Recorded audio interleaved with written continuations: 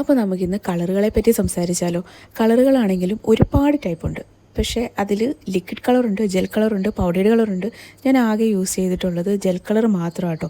ഈ ജെൽ കളറിലും ആകെ ഞാൻ യൂസ് ചെയ്തിട്ടുള്ളത് റെഡ്, ബ്ലൂ, ഗ്രീന്, യെല്ലോ, പിന്നെ റീസെൻ്റായിട്ട് ഞാനൊരു ലാവൻഡർ വയലറ്റ് ഷെയ്ഡ്, ആ ഒരു ഷെയ്ഡും കൂടെ വാങ്ങിയിട്ടുണ്ട്.